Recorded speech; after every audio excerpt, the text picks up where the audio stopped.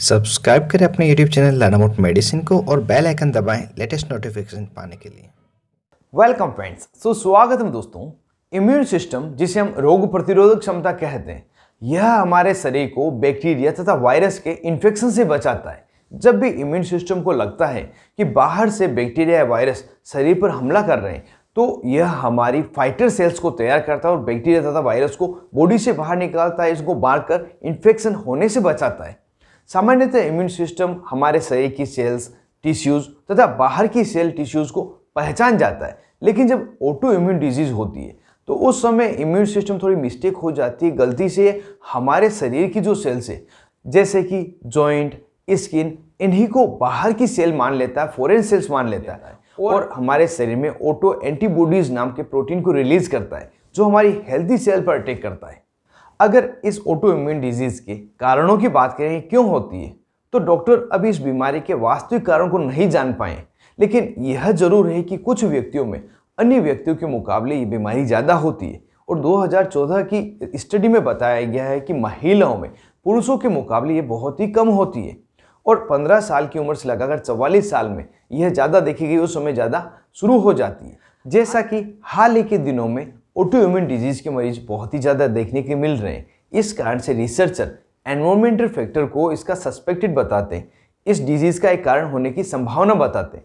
जैसे कि अगर कोई केमिकल एक्सपोजर हो रहा हो तो उसमें यह डिजीज हो सकती है, कोई सोलवेंट का एक्सपोजर है, एग्रीकल्चर केमिकल का एक्सपोजर हो रहा हो, कोई व्यक्ति हाई फैट फूड ले रहा हो, कोई हाई शुगर फूड ले रहा हो, कोई ज़्यादा प्रोसेस हुए फूड को ले रहा हो, मतलब बार बार पकाया हुआ खाना खा रहा हो, किसी को यूवी रेज का एक्सपोजर हो रहा हो, कोई व्यक्ति है जिसके पेरेंट्स या वो खुद स्मोकिंग की हिस्ट्री रखता हो, या किसी के शरीर में विटामिन डी या अन्य न्यूट्रिएंट की कमी हुई हो, तो इन सब को एक तरह का कारण माना गया जिससे कि ऑटोइम्यून डिजीज होती है।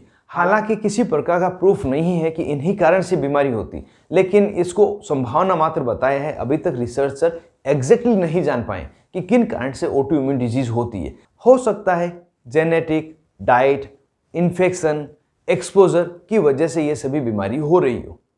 अगर यहाँ पे जाने यह बीमारी कितने प्रकार की होती है, किस किस तरह की इसमें ऑटोइम्यून डिजीज बीमारियां कवर की गई है, तो अब तक 80 से ज़्यादा अलग अलग प्रकार की बीमारियां ऑटोइम्यून डिजीज के अंतर्गत देखी गई है। यहाँ पर हम कुछ कॉमनली होने वाली बीमारियों के बारे में जान लेते हैं जो ऑटोइम्यून डिजीज है, जिसमें सबसे पहली बीमारी है टाइप 1 डायबिटीज़। जी हाँ दोस्तों, टाइप 1 डायबिटीज़ ऑटोइम्यून डिजीज का एक पार्ट है। इसमें हमारा इम्यून सिस्टम पेनक्रियाज में उन सेल्स को खत्म कर देता है जो इंसुलिन का सेक्रीशन करती है। फलस्वरूप हमारे ब्लड में जो शुगर का लेवल है ये इम्बैलेंस रहता है, कंट्रोल नहीं रह पाता। दूसरी बीमारी है रूमेटॉइड अर्थराइटिस, जिसे हम RA नाम से जानते हैं, हिंदी में इसे गठिया भी कहते हैं।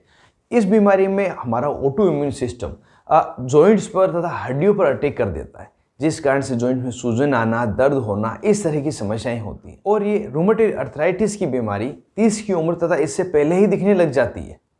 अगली बीमारी है सोराइसिस या सोराइटिक अर्थराइटिस। ये दोनों अलग अलग बीमारी हैं। सोराइसिस एक प्रकार की बीमारी है जिसमें व्यक्ति का इम्यून सिस्टम उसकी स्किन पर अटैक कर देता है, जिस कारण से स्किन का मल्टीप्लिकेशन बहुत ही जल्दी होने लगता है, जिस कारण से स्किन पर रेसेस होना, डिस्कलरेस होना, इस तरह की समस्या होती है।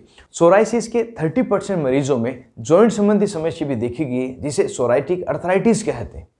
अगली बीमारी है मल्टीपल स्क्लेरोसिस। यह एक प्रकार की बीमारी है जिसमें इम्यून सिस्टम हमारे ब्रेन तथा स्पाइनल कॉर्ड की नर्व सेल पर अटैक करता है और उसका जो बाहरी आवरण है, जिसे माइलिन शीथ कहते हैं, इसको हटा देता है। फलस्वरूप जो मैसेज जाता है, जो सिग्नल जाते हैं, स्पाइनल कॉर्ड तक, मस्तिष्क तक नहीं पहुंच पाते, जिससे कि व्यक्ति को अलग अलग प्रकार की समस्याएं होती है, जिसमें प्रमुखतया व्यक्ति अपना बैलेंस नहीं बना पाता और चलने में भी असमर्थ रहता है। इस प्रकार की समस्या रहती है। अगली बीमारी है सिस्टेमेटिक ल्यूपस एरिथेमेटोसस। इस बीमारी में immune system heart, kidney, brain, joint, इन सभी को प्रभावित करता है।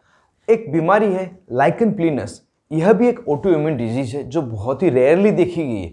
मात्र 2% व्यक्तियों में बीमारी होती है। इस समय इम्यून सिस्टम स्किन पर अटैक करता है और स्किन पर रेसेस होना, बम्स होना, ब्लिस्टर होना, इस तरह की समस्याएं होती। और जब भी ब्लिस्टर अपना आप ही ठीक होते हैं तो उस समय वहाँ पे निशान भी छोड़ देते हैं। इसके अलावा एलोपेशिया अरेटा और अन्य प्रकार की जो बीमारियां जिसे आप स्किन पे देख पा रहे हैं, यह सभी ऑटो इम्यून डिजीज के अंतर्गत आती है, जो बहुत ही कॉमनली देखी गई है। अगर सबकी डिटेल में बताऊंगा तो वीडियो बहुत ही ज़्यादा लंबा हो जाएगा।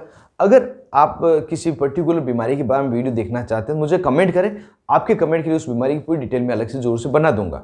यहाँ पे हम जान लेते हैं जब व्यक्ति को ऑटोइम्यून डिजीज होती है तो क्या क्या उसमें लक्षण दिखाई देते हैं। वैसे तो बीमारी से बीमारी अलग अलग लक्षण होते हैं, लेकिन जो कॉमनली लक्षण दिखाई देते हैं उसमें व्यक्ति को थकान रहना, मांसपेशियों में दर्द रहना, हाथ स्वेलिंग होना, रेडनेस होना, हल्का बुखार महसूस होना, शरीर थोड़ा गर्म रहना, कंसंट्रेशन में कमी होना, हाथ या पाँव में सूनापन रहना या कंपन होना, सिर के बाल उड़ सकते हैं, हेयर लॉस हो सकता है, स्किन पर रेशेस, बम्स या ब्लिस्टर हो सकते हैं। इस तरह के कुछ लक्षण कॉमनली दिखाई देते हैं जब किसी व्यक्ति में ऑटोइम्यून डिजीज होती है।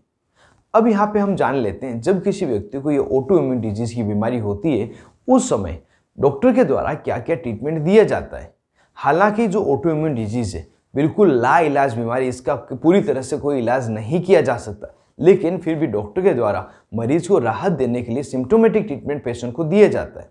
जैसे यदि किसी व्यक्ति को दर्द हो रहा है तो दर्द को ठीक करने के लिए NSAID क्लास की दवाइयाँ जैसे कि एसिक्लोफेनेक, डाइक्लोफेनेक, निमेसुलाइड या इन सभी का कॉम्बिनेशन पैरासीटामोल के साथ में मरीज को दिया जाता है। किसी को स्किन रेशेस हो रहे हैं, खुजली हो रही है तो उन्हें सेटरिजिन टेबलेट या लिवोसेटरिजिन टेबलेट दोनों में कोई भी एक दी जाती है। कोई व्यक्ति है जिसको स्वेलिंग बहुत ज़्यादा हो रही है, बम्स हो गए हों, ब्लिस्टर हो गए हों, तो उस समय स्टेरॉइड मेडिसिन दी जाती है। यह टेबलेट फॉर्म में भी दी जाते हैं और लोकल एप्लीकेशन में क्रीम भी दी जाती है। टेबलेट फॉर्म में prednisolone tablet, betamethasone tablet, deflazacort tablet यह दी जा सकती है, और क्रीम फॉर्म में क्लोबेटासोल, बीटामेथासोन, मोमेटासोन, डेसोनाइड यह कुछ दवाइयाँ देके उनके ब्लिस्टर्स, स्वेलिंग को कम किया जाता है। और कोई व्यक्ति जिसको बहुत ज़्यादा प्रॉब्लम हो रही है तो उन्हें इम्यूनोसप्रेसेंट मेडिसिन दी जाती है जैसे कि साइक्लोस्पोरिन, टोफासिटिनिब, एजाथायोपरिन। यह सभी दवाइयाँ देकर मरीज को सिम्टोमेटिक रिलीफ दिया जाता है। जो ऑटोइम्यून डिजीज है इसको परमानेंटली क्योर नहीं किया जा सकता, ये लाइलाज बीमारी, लेकिन कोई मरीज है जिसको ज़्यादा समस्या हो रही है तो उसे यह दवाइयाँ देकर सिम्टोमेटिक रिलीफ दिया जा सकता है। और अगर किसी को ऑटोइम्यून डिजीज हुई है तो कुछ समय रहकर वो अपना आप ही थोड़ी कम हो जाती है, कई बार ठीक भी हो जाती है और कुछ समय के बाद वापस से उठ जाती है। तो इसके लिए जो सिम्टोमेटिक ट्रीटमेंट है वो आप लेते रहे जिससे कि आपको ज़्यादा समस्या का सामना नहीं करना पड़े।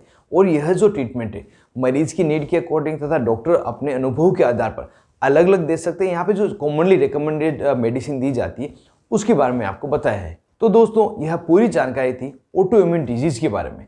ऑटोइम्यून डिजीज़ क्या होती है, ये क्या कारण से हो सकती है, क्या संभावना है, कौन कौन सी ऑटोइम्यून डिजीज़ होती है, लक्षण क्या होते हैं तथा इस डिजीज़ में क्या डॉक्टर द्वारा ट्रीटमेंट दिया जाता है, यह सभी आज के इस वीडियो में जानना हमने।